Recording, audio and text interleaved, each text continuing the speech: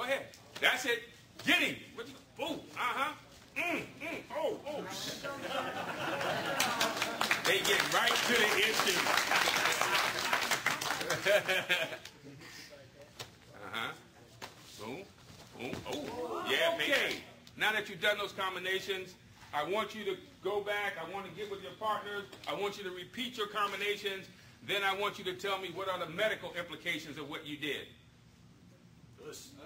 Well, you know, there's a minimum and maximum effect. I heard you in here talking about knocking people out and all that. Knocking someone out is what? Putting them in what? In a low-grade coma. Everybody that's in here that's either in the law enforcement or the military, raise your hands. 1, 2, 3, 4. Oh, so by observation, the rest of you are just sons and daughters, brothers and sisters, cooks. So you have no special dispensation. What we are learning here is something that has to do, and we've all given you as instructors this great gift. All of you have, we've given you all the same gift. And that particular gift is to control through pain. Just like you've been controlled through pain, you came to us being SOD, suppressed, oppressed, or depressed. And you wanted us to teach you to control through pain. We have given you this gift. We are now giving you some knowledge and responsibility for it. All right, here's their move. We're going to demonstrate. We're going to go over the minimum and maximum effects of what they do. Do your moves like you were doing them. I like what you was doing. Boom, there he is. Shot, shot, shot, down. Boom, all right. What did we see here? What were the minimum and maximum effects of he did? His first move was what? It seems to be a forearm across the sternum. Is that right? Let me show me what you did. That's your first shot. Whack. Oh, elbow to the rib cage. What is the minimum or maximum effect of a shot to the ribs? Minimum effect. Maximum effect. I think the maximum effect is called termination. Okay, that's one. What's the next move? Shot behind the occipital. Therefore, at the base of the brain where it connects with that long stem end, so he has dislocated or separated the spine. What's the minimum effect? No, the minimum, just minimum. Maximum? All right, what's the next move? Yes, seems to be a choke. What's the minimum effect? Maximum? All right, thank you. Next move. Right, boom. Elbow, shot boom. Yes. All right. Here we go. What was the minute? What was the first? Show me the first. That was a quick one. I like that. Do that again. One. Here. Okay. Nothing much unless he hits the artery. But now it's just broken arm. What's the next one? Arm. The rib again. The almighty rib. We know that one 3 times on the rib. Now, shot behind the ear. Okay. That causes what? That's a shot to the brain, therefore to the skull. Therefore, what is the minimum effect? Dizziness. Maximum effect?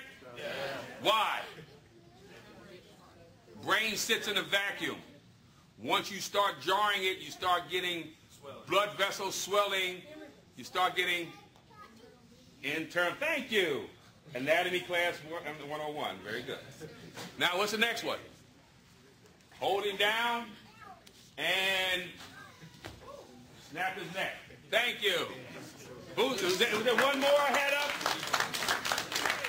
All right. Now that you are beginning to see that in each of your moves, there is a minimum and a maximum.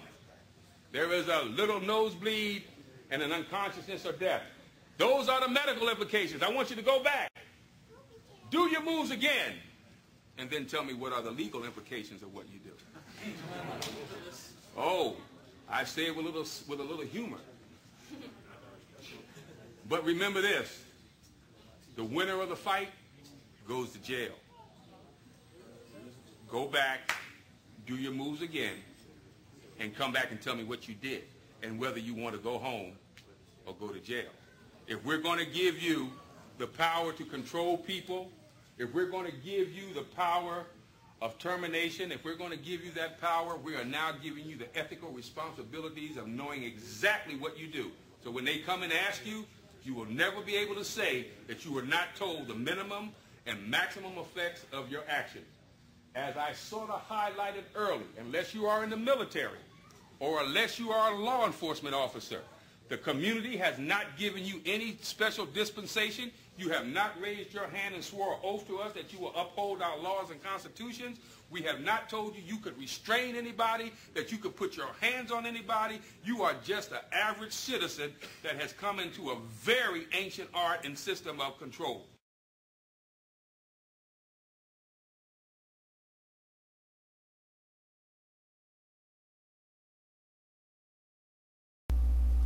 The preceding seminar was an example of a seminar that was structured and developed for a diverse population of martial artists that are not part of the Kosho-Ryu Kenpo systems.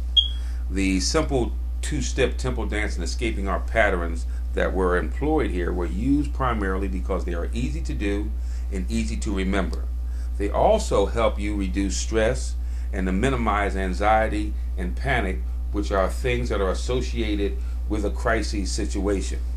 The positioning of the students at the end of these two-step dance allows them to practice a few things. One, it allows them to practice situation-appropriate responses, meaning you don't have to kill the fly with a hammer. It also allows them to learn how to use the minimum and maximum types of techniques that have been developed through their years of training. Knowing the minimum and maximum responsibilities are one of the things that allows the student to remain both ethical and a good citizen. Knowing and recognizing the legal responsibilities allows the students to stay free, enabling them to escape from having to deal with legal authorities. As always, remember that the winner of any of these conflicts usually has to go to jail for a little while to do explanation. But remember, to believe in God, obey the law, and above all, do not break the law. You are just an average citizen that has come into a very ancient art and system of control.